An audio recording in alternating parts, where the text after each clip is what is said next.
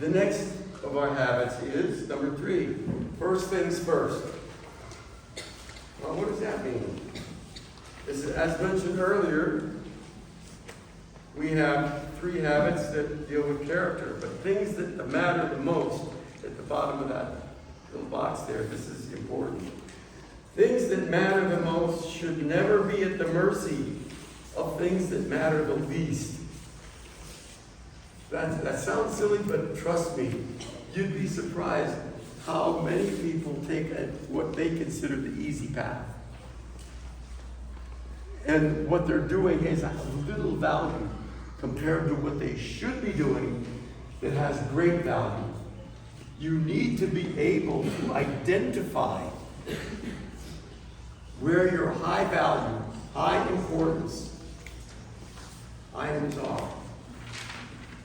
There's a time management matrix, next page. There's the important and the urgent. Important but not urgent, that's B. C is not important and not urgent, and neither important nor urgent. Not important but urgent. Okay, so think of a box. You see that box there? These 2 at the top here, there's where you should be spending your time, not on the lower 2. The lower 2 are time wasters. They don't add value, and they consume resources. So find out what represents value in any purpose that you create or that is placed before you. Find out what that means in terms of where am I going to spend my time. Okay? If you can clearly identify that, then you will not waste time, you will not waste resources, and you will accomplish things that are of high value and may be urgent to accomplish.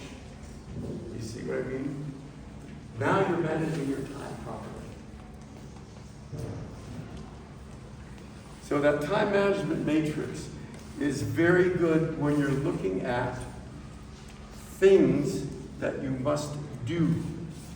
If you can put them in one of these 4 boxes, it'll become clear to you what you should be working on and what you should ignore because it lacks value or real need. So it says the next page is focus on A and B and ignore C and D. And it says things which matter most should never be at the mercy of things that matter the least. It sounds simple, but it takes some critical thinking to determine the value of something and the amount of resources it's going to have to consume to complete it.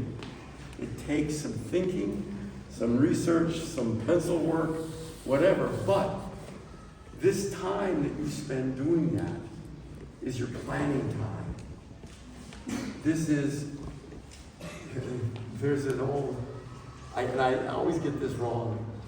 If you do not plan to succeed, you will not plan and fail. Planning before you start anything is always wise because you're charting your course like the captain of a ship.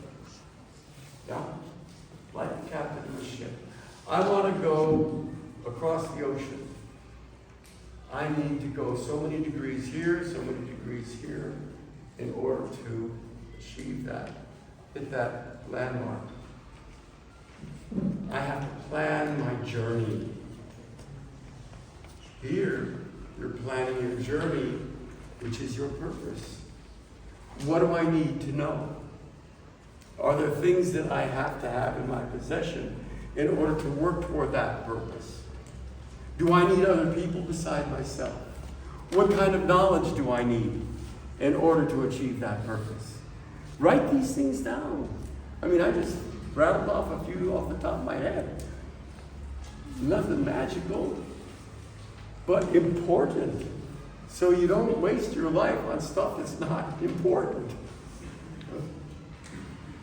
Think of your life and the energy that you've been given in life as a handful of gold dust.